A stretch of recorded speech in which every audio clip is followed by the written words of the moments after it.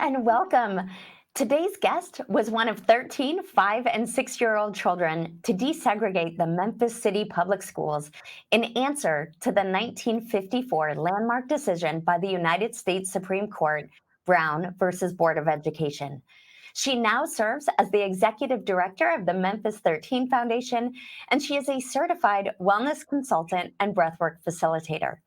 She is the eldest daughter of pioneer civil rights activist Dwania Kyles and Reverend Billy Kyles, who, on April 4th, 1968, was the only other person on the balcony with Dr. Martin Luther King Jr.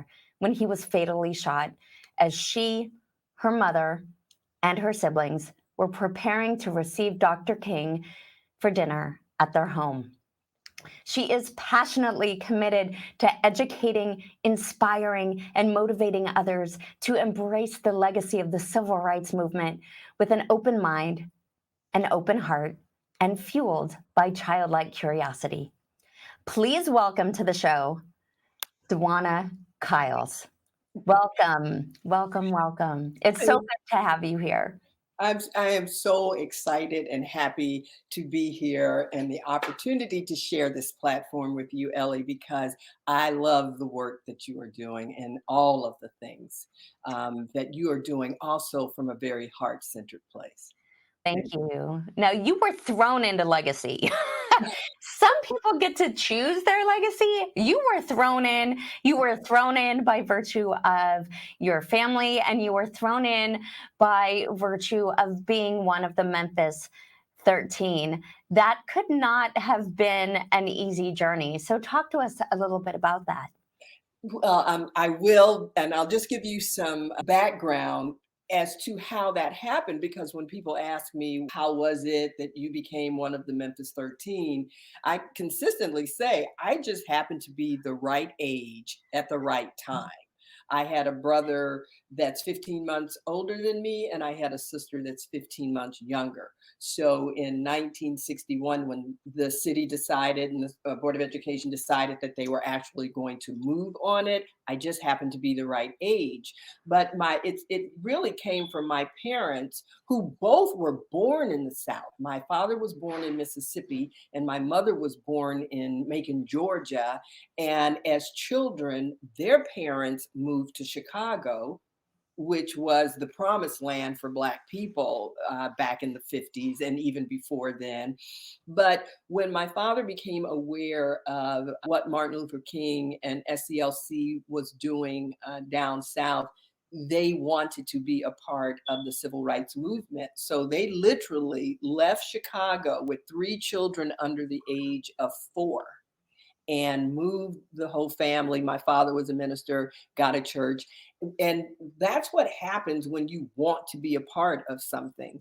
They came and got right in, which isn't always necessarily an easy thing to do, because you're an outsider coming in. So what do you know about our life? What do you know about the way we do things down here?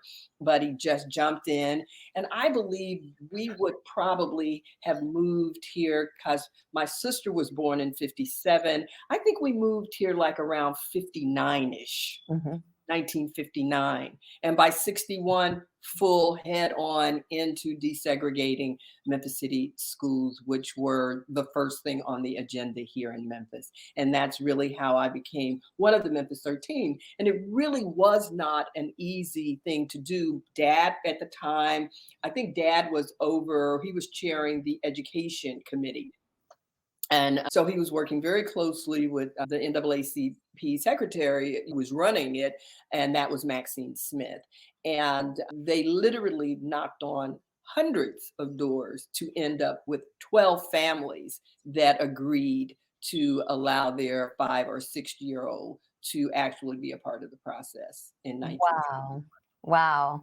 And your parents agreed. And here you are. And So here that I could am. not have been easy. That No. absolutely could not have been easy. What are your memories? I know you were young, but what do you remember about those early days? How a lot of people always ask about the first day. And the first day of school for any child is somewhat traumatic because you're leaving your parent. And that's who basically you've been around. So I think just the fact that I was going someplace and my parents were going to leave me with other people, I was already traumatized by that. But otherwise, the first day of school, once I got over the fact that the kids did look different than me, I could see that because I had been to my brother's school. But they were still kids and they were little people and they were little people like me. So I'm sure was had my moments that first day, but I really think that first day had more to do with the fact that my dad and my mother left me here, and both of them took me to school. My father actually took me into the school, and when it was time for him to leave, just as you can see with most children, when it's time for the parent to leave, and it's new to them, they get a little edgy and cry or whatever. But the experience itself was lonely. It was very lonely. I did a lot of pretending and living in my mind. So I think a lot of the bullying and racism that was, and because kids don't really know it, and I don't use racism a lot, but we're talking about it, that was directed toward me. A lot of that came from older kids. It really did. And in what ways? One of the biggest ways is the myth that Black people have tails. So it was difficult when I would go to the bathroom as a first grader, second grader, it didn't make any difference to try to sit on the toilet and try to hold the door while I'm using the bathroom because if there were older girls in the bathroom, they would taunt me and they would open the door and pull me out because they wanted to see my tail because that's what they had been told. So things like that, knowing that you know the answer to questions and teachers don't call on you to answer the question, no matter how many times you raise your hand. So you really begin to feel like you're invisible. So a lot of the uneasiness and the dis-ease of it all was really coming from the adults. Hmm. Yeah. How did you navigate the loneliness? How did you, or were you able to ultimately build a community of other children? You are, you're always going to have a couple of friends.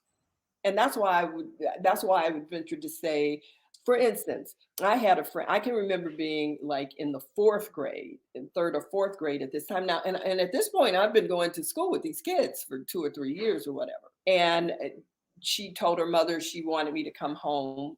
She said, I want my friend to come home because she would go home for lunch because she lived in apartments that were not far from the school, walking distance. And in those days, I don't know if they still let kids, but they would let you go home for lunch.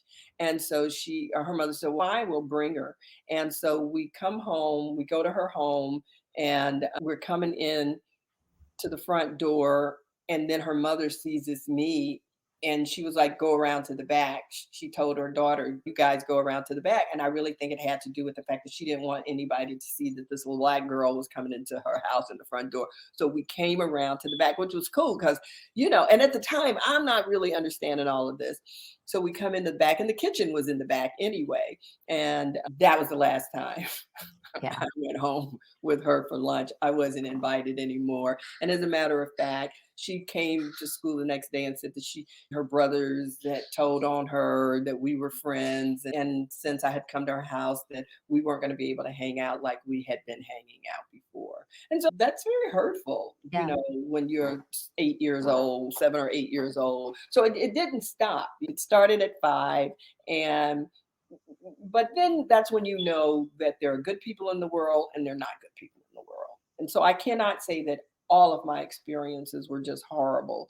And here again, I would say that more of my experience that were the worst were coming from the adults. It really was. It was coming from the teachers, and they didn't like you. But there was one teacher, and when the rest of the, it's 10 of the 13 of us that are still active, and when we get together, it's really interesting to hear how different the experiences were. And those differences were based on Rozelle was in a blue collar working. neighborhood. I went to school in a white collar neighborhood. The racism is still there, the prejudice is still there, but just coming a little less. They were more the kids at Roselle that went to Roselle, it was four that went to Roselle. Two of them, I don't know if they finished the first year. It was that bad. Oh, wow. They were just it was so much more overt than it was at Bruce. It was still there. And you get older, and then as I've gotten older, and I'm much older, and start learning about health and wellness and what trauma is and what energy is and all of that, to go back and remember Yeah. all of what was going on, you have another, oh, so that's really what was going on. So even though it wasn't as overt, the energy was just what it was and definitely sat heavy on you. Clarence, who went to Roselle, said he felt like a pork chop in a lion's den. Oh, wow. Yeah, that's pretty visual. And I've gone on to take that and say that we weren't just in the lion's den, we were in the lion's mouth. That's where we Oh, were. wow. So, how were you able to navigate that as a child?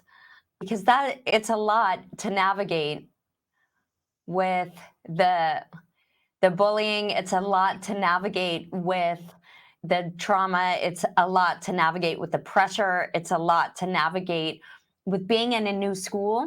It's a lot to navigate with being a young child going to school without their parents. It's a lot of change that is hard even under the best of circumstance.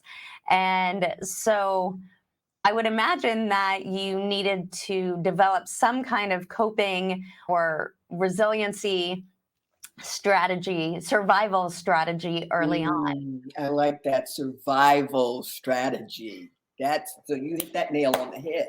And that's what you do. You come up with this. Now, first of all, I have to give credence to my parents because never having done this before, they were very good about checking in with us. The other thing that worked for me was the fact that my brother and sister followed me. So I think my brother followed me maybe like the next year. So I think when I was going into second grade, he might have been going into third grade or something like that. So I just know he had Miss Evans, and I know we all had Miss Evans, and she was just one of those angel teachers who made you feel loved, who included you and really taught with her heart and not just her head. But the coping mechanisms are because understand this, Ellie, not only were we being traumatized and bullied when we would go to school, but we would also be traumatized when we would come home to our neighborhood because the children, the Black kids in the neighborhood, didn't want to play with you because of the whole you think you're better than everybody else. Mm. Mhm. So you get called names at school, and then you come home and then you get called names. Okay. I think the best coping mechanisms was the fact that we had each other, my brother and sister, that we had Mm. each other. And then that we had parents that were really always checking in. And otherwise, I just suppressed it all. A lot of it is still suppressed. And I don't necessarily think some of the things that happened are necessarily things that I want to dredge back up, not all of them. And it's so interesting. And that's one of the interesting things about the Memphis 13, about us coming together again and listening to each other's story, because Melanie Fambi went to the school with me. At that time, he was called Michael. It's almost like immediately when he'll start talking about, like, we were at the University of Memphis on a panel, and he started talking about how the women that worked in the lunchroom, how the Black women in the lunchroom behind the counter and everything, how they would just give us a certain look, like, you okay? Mhm. You know how you don't have to say anything. Just look at you and cock that head a certain way, like your mama would cock her head to the, and you Uh-huh. knew exactly. Here again, you're not really understanding it as much when you're younger, as opposed to understanding it now. But so those were little mechanisms, but really just going into my head and just living in that world, and definitely very much a part when the climate was such that it was okay for us to be, everybody was being nice. But when it wasn't, you just go into your own little head and your own space and be invisible. That's Yeah. what they were trying to do anyway, and just be invisible. So it was really interesting because I learned how I could sit in a room and just create a whole nother world, which is not necessarily a bad thing. And I think, first of all, I think we're all traumatized. I think we've all been traumatized. I don't think there's a human being on the planet that hasn't been traumatized. So the question is, well, how do we deal with that trauma so that we can move past the trauma and the trauma doesn't just continue to define who we are. And so to be able to sit in an energetic space and not know what you're doing as a child, but just know that this doesn't feel good and I need to be in something that feels better. So then you create this other world, and it, because the brain does not really know what's real and what's not real. Yeah. It only knows what you feed it. And that is the reality in that moment. So alternate realities. Yeah. You said a lot of really poignant things there. I think it's an important point to circle back to the fact that you were in between all worlds, right? That you weren't accepted at school and you weren't accepted in your neighborhood. And that one of the solutions for you was to create this world and become invisible. And to your point earlier, we've all experienced trauma. And I think that feeling of not belonging, that feeling of needing to be invisible, that feeling of needing to create your own environment, the need to escape, the need to cope is really a universal human experience. And here we are dealing with the same things. Absolutely, absolutely. Which speaks to the work that we're doing with the Memphis 13 Foundation, which we'll talk about, but which also to the work that you do, which is why I'm so excited and pleased for us to be having this conversation. Because when I have the opportunity to speak now, I am really gun ho about the fact that, all right, what did we learn from 1961 when we segregated the schools and forced integration upon everyone without doing it in a way where we actually got to look at it and understand it and shift what we were feeling in our hearts and shift what we believe. And I really believe that's why we're back where we are right now. Schools are as segregated now as they were in 1961. Yeah. Why is that? We have to look at that. And when I look at that, I would say 10 years ago, I would be mad. But Mhm. once I began to understand, Ellie, how much being in those states when you're angry, when you're so mad, when you are dealing with, you're sad and guilt, feeling guilt and shame, all of those vibrate to a really low frequency. And so, had we had an opportunity to really have safe spaces, because as a child, that's all I was doing. I was Yeah. creating a safe space for me, Yeah. and we do that not even knowing that we do that. And any child does that. If the child is in an abusive situation where, unfortunately, a parent is hitting on the child for whatever reason or locking the child up in a cabinet, or you have to create an alternate reality to Yeah. get to just live, to get Yeah. through it. And we do get through it. And that's why once we do, and we live, that's why it's so important for us to put in place practices and tools that really help us be able to talk about the trauma. I can talk about what happened now. I wasn't as good talking about it 15 years ago, 10 Yeah. years, even 10 years ago, to really be able to have a voice Hmm. and not be upset and not cry. I still cry when I'm with the other with my other alum. So Yeah. whatever it is, we create these alternate realities so that we can just get through. I always say that desegregation and integration was set up to fail. It Hmm. was set up to fail the way because they didn't want to roll it out in the first place. Yep. So when you don't want to do a thing, that's what you do. You don't do it. And or you do it at such a basic level that it can't survive. It can't be what it could have been. If we had approached this right, what is this, 61 years ago? What would the world be like right now? Yeah. We wouldn't be living in all this fear with all this fear. So I think that there could have been workshops that we could have gone to. We have been doing that, taking that same approach with media, radio, billboards. Let's love each other. What if we could do that right now if we wanted to? We really could. So I know that we all say it's very difficult to approach and do, but the other question is it? What if we stop wondering if it's difficult and just start putting more things into place? But I'm telling you, every day I understand that there are more and more people that are on that journey of ensuring that we are living on the planet.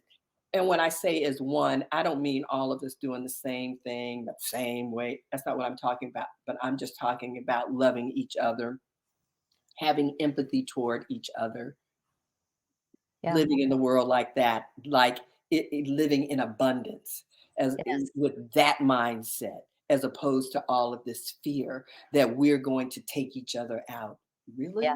Yeah. Yeah. When did you find your voice and step in to being comfortable using it? First, my father was a minister, so I was always around it, and I was always exposed to it. And here again, I ended up in theater. Go figure. I'm creating little worlds in my head, but auditioning didn't sit well with me. Okay. So I didn't really pursue acting on the level, but that was what I majored in, fine arts. I graduated from Howard, concentration on theater to act. And I love acting. I just didn't like the process because on several occasions when I was told to either act more black or had I considered a nose job or but it was, something would happen in me. And I think it was because of all that I had been suppressing for so many years, but something would just happen in me. And I would literally see in my head me jumping over the table, strangling the person. I was like, you know what? I don't think I can audition anymore. So I ended up working in the music industry, and I've been, as a writer, songwriter, been Mhm. recorded by folk like Patty Austin, Regina Bell, Kool and the Gang. I don't know if you know anything that's Oh, Mighty Time. uh, amazing. I love that. So, one of the things I'm hearing in that is that you used your voice in the songwriting as well, right? Absolutely. You used Absolutely. your voice and then allowed it to be amplified in these ways by people who had their platforms, by people who were able to get your message out through music, through their songs. So I love that. That ties in really to it's a full circle moment, right? It ties into the arts, it ties into the creating a safe space that you talked about earlier, because it is safer to share your voice, to share your message through someone else, Absolutely. where they're on the stage sharing it, than you on the stage. Now you are quite used to being on the stage and on screen. You are a highly sought after speaker. You are featured in the Memphis documentary. And you are regularly interviewed for the work that you're doing with the Memphis 13 Foundation. So let's talk about some of that work that you do. Definitely. Daniel Keel is a law professor at University of Memphis as we speak. And in 2011, a few years, I think, after he graduated from law school, he decided that based on some of the work that he had done at school, he graduated from Harvard. And I think that last year of law school, they were looking at Brown versus Board of Education. And after he did that, he just pondered what happened to those 13 children that desegregated. And I use desegregation because we use desegregation and integration like this, but there was desegregation first. And Yes. then there was integration. So I even had that's one of the things I had to learn that. But so the Memphis 13 documentary really in the beginning for Daniel, I think was going to be an audio project, but he was videotaping it. And I think he understood this could be more than just an audio project. This actually can be a documentary. And he found, I think at that time, there were 11 of us. I think he got interviews with about 11 of us. And since that time, since 2011, one has passed on. But it really came out of that question that he asked, whatever happened to them? Because I think the city, they would do something, they might do a little small something. Really, it might have been the Commercial Appeal, which was the biggest paper at that time, would do an article, but that might happen every 5 or every 10 years. I really don't know because I don't think they started reaching out to me sometime until 30 years later or something. But we never knew each other as children after a Christmas party that was had for us in December. So 2 months after the desegregation of the schools, they had a Christmas party for us, and most of us were there. I don't think all 13 of us were there, but most of us were there. About 11 or 12 of us were there, and we really had not seen each other until the screening Wow. Memphis 13, which they had at the National Civil Rights Museum here in Memphis, Tennessee. Wow. Um, And that was what was that like for you? What was the screening like for you? And then what was it like for you that the screening took place right there where Dr. King was assassinated on the balcony with your father? oh my That had to God. be a double. I love you. You have the best questions. Oh, I love that. I love that question. It's so emotional. I'm in my 50s at this point. I'm seeing people who did what I did, and I didn't know that they were still alive or anything. So it's so interesting because there's just, and that's what I mean by energy, Ellie, because there's something that we share that I don't share with anybody else because Yes. it's with them because I know what they did. I know what that felt like. We were in this energetic space doing something that had never been done in this city on that level before. There was an instant bonding, just like I guess it was almost like we were 5 and 6 year old again, especially seeing each other because we didn't really know who each other were before the film started. You know what I'm saying? And the fact, and my father was there. My mother had already she passed in 2003, but to be at the National Civil Rights Museum with all of that history, looking at history, and that history is part of you, as all history is part of all of us. But you're singled out in it. It's empowering, is what it is, because it allows the healing process to begin. We all want to feel valued. We Yes. all want to be of value. And I think us sitting there together, because I'm telling you, when you listen to a lot of the stories, they're so heartbreaking. And they really are.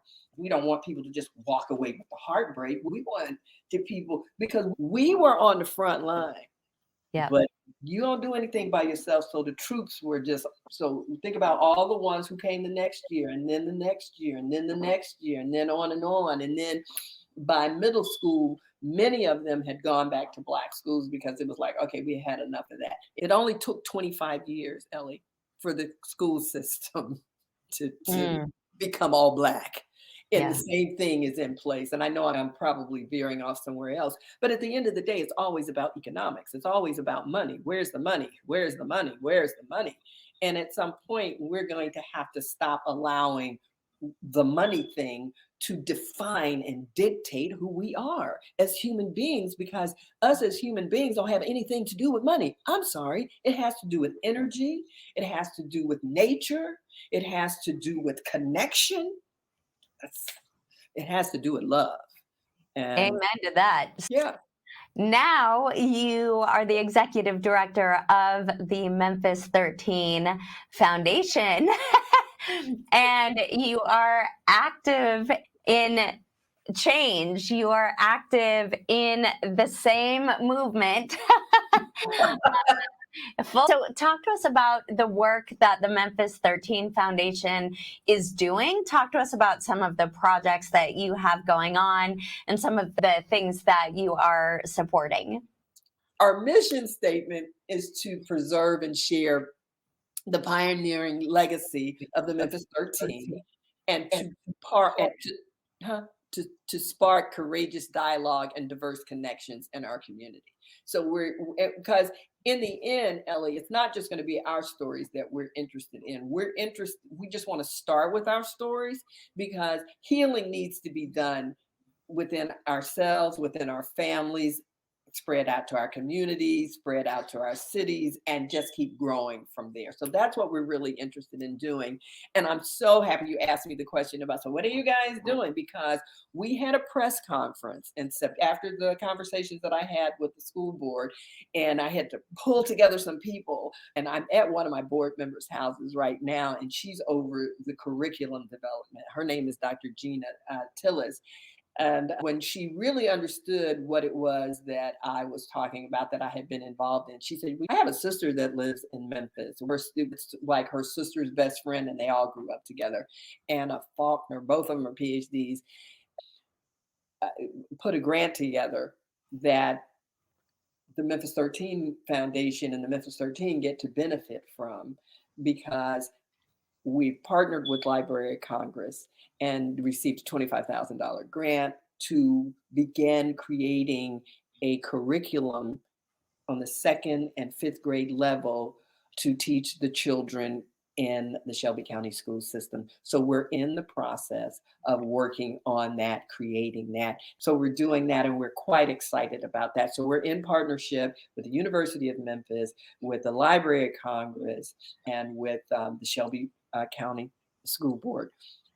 Amazing. So you're creating the curriculum and then it'll go to the second graders and the fifth graders. And I can't wait to see where it goes After from that, there. right. That's going to be quite impactful on the kids there. And then hopefully it will spread through other school districts as well. We all need to not only remember our history, but learn from it, learn the techniques, learn how to navigate processing emotions, and all of the things that I know are going to be incorporated in the curriculum that Absolutely. you are building. So, looking back at the civil rights movement from the 60s onward, because it's still very much alive. Mhm. What are the biggest lessons that you think we've learned so far? What you mean, the biggest lessons we've learned collectively? Yes. I think the lesson that we're really learning is how it's not enough to just change laws and to change the route of the march, but how do we change people's hearts? Because if we can't do that, Ellie, I'm telling you, we're just on the wheel going around and around, and there is no stopping. How do we stay healthy? How do we approach what it is that we're doing in a way where it's not continuing to kill us? And we have to be more mindful of that. So I'm seeing people become more mindful. What message would you have desired to share with this platform? What message would you like to share? The message is, yes, there's a lot of work to be done. No, it's not necessarily the easiest thing, but if we can do it with open hearts, and it's got to start with open hearts. It's got to start with love. It really does. I know how passe that sounds or whatever, which really pisses me off when people say that, because love vibrates to the highest frequency on the planet. And so we really have got to begin to start understanding that. And because love, gratitude, grace, all of these high frequencies, then we will be able to listen with empathy, to Yeah. treat each other with empathy. And while it seems like it's really hard, I don't think it's as hard as we're made to believe. And that not only love for ourselves, but love for our planet, to understand that we are interconnected, not just with each other as human beings, but with the planet as a whole. And that doesn't have anything to do with all the great things we can make and all the money and all the. Yeah. I'm just talking about real life, real energy, how the body can heal itself, but people don't really believe that. Yeah. So, in changing our hearts, we can change our belief systems. And I think that really, and learn how to really, first of all, love and value ourselves, Ellie, because I really think that's a huge problem, which is one of the reasons I'm very much interested in doing the work with the Memphis 13, and that it's in the schools. We Yes. start with the story, but we don't stop with the story. We start with the stories, and then on top, we build on that by giving kids tools, and I don't mean give, but exposing them to all of the different healing activities that we could be participating in, and in healing ourselves. Absolutely. So, for people who are stuck in the, oh, it's so hard, there's no way we can open ourselves and lead with love and empathy, what is one tool or strategy that you can give to the audience to open their heart, to open their mind, to be present, to engage in the conscious conversations, to love one another and to love themselves? Okay. Okay. I suggest doing a quick gratitude exercise where I'm just grateful that I woke up this morning. I'm grateful that I have a job to go to. I'm grateful that I know where my children are. I'm grateful that I have food to eat. I am grateful that the sun is shining. I'm grateful that it's raining. I'm grateful, and just start, and that's something that we can do. Doesn't cost us any money. We can do it every day. And I would attach onto that a breathing exercise where I'm just breathing in for 8 and breathing out for 8, but slower. And just breathing in for 8 and just breathing out just a little slower for 8. And just reset and really be conscious. And so, between those two things, a little breathing exercise to bring some focus and to start reprogramming what I really want in my life. I don't want to feel bad first thing in the morning. I don't want to feel bad. Even when I'm having a bad day, I'll be like, okay, why do you feel bad right now? And if you feel bad, what can you do right now in this moment so that you can feel better?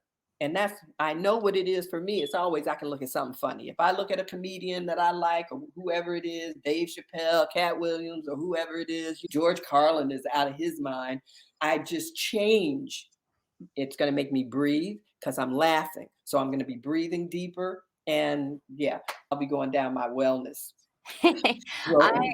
I love those tips that you're sharing. They are incredibly accessible, right? They're things that every single person can do when your eyes open, engage in your gratitude practice. Give thanks even for waking up, for the fact that your eyes have opened, that your heart has beat through the night, that your lungs breathed you through the night. So I love that you are suggesting start with a gratitude practice, breathe, move into a breathing exercise.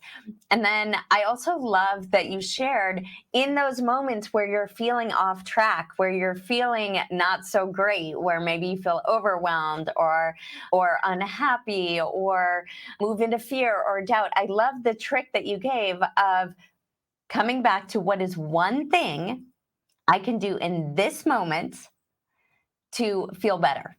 Mhm. Super powerful. Thank you for sharing that. Now, as we start to wrap up here today, your parents gave you a legacy, Oh, history gave you a legacy, but what do you choose as your legacy? What do you want to be remembered for? I want to be remembered for helping people with tools that gives them the opportunity and empowers them to understand that they can heal themselves. We can heal ourselves. We really can. I know, but we really can. And they're not as hard as we think. We have to keep doing them because repetition is the mother of learning and doing and being in action, because happiness is not something that is outside of us. Mhm. Love is not outside of, we are love. I remember, I know some people might get mad at me, but I remember telling my daughter, baby, I'm gonna sum the Bible up for you in 3 words. God is love. We are made in whose image? If we want to go down that route, whatever religion you practice or don't practice, the point is we're all connected. We are interconnected for real. That's not a story. Go get some books and go Google it. But we are energy. And have not been, we've not had access to enough times where that's what we've learned. That's not what they teach us in school. Yeah. And because of that, everybody's stressed out, traumatized, can't get over it, and it's not getting. And it seems, let me say this, for all of the people, it's not getting better. But there are a lot of people that are having all kinds of miraculous changes that are happening. But I want people to understand it's because of choice. Either we choose to be happy or we choose to wallow in the trauma. Really is a choice. And I know that's it might be harder for some people to do because of circumstances, but it's nonetheless it can be done with anybody because it's not predicated on I have to have this or I have to have that. All I have to have is the will to do it. Yeah. So leaving the legacy of people of knowing that people know that they can heal themselves and that they're responsible for their own happiness and that they can just be vibrating to the love frequency much more than we do every day. And so it is. And so it is. Now, how can people get in touch with you? How can they donate to the Memphis 13 Foundation or get involved? How could they maybe host a screening of the documentary? How can people get into your world? All the people have to do, and thank you for this question. Thank you. Is go to thememphis13.com. Spell out Memphis, the number 13, the memphis13.com. The documentary is about 30, 35 minutes long. We have a donate button up at the top. And this year we are celebrating 61 years of the desegregation that happened in 1961. And so we're asking people to donate $61. This is our first fundraiser. I'm just so pleased at where we are because I just talked about the curriculum, but we have so many other things that are coming down the pike. And it's so exciting. And it's all predicated on ensuring that the children, we have to remember what this is all for. It's for the children, have they feel valued, they know they're empowered, they know that they are valued, and the younger the better because we want to follow them. We're not stopping, we're just getting started. So the memphis13.com, watch the film, leave a donation, and that's the easiest. But we also are on Facebook, and we just started on LinkedIn as well. Amazing. Everyone, run and connect. Learn what the Memphis 13 is doing. Watch the documentary, host a screening of the documentary. Spread the word. Spread the word. Let's do this together. So, as we wrap up, Thank you so much for being here. Any parting words you'd like to share with the audience? Yes, yes. Be kind on purpose Yes, be kind on purpose. and lead with your heart. Those are my parting words. Amen. Be kind on purpose and lead with your heart.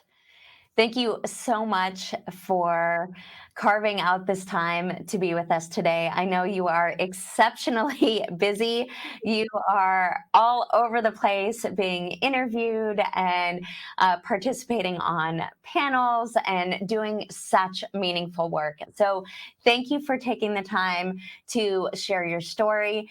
Thank you for taking the time to share your work.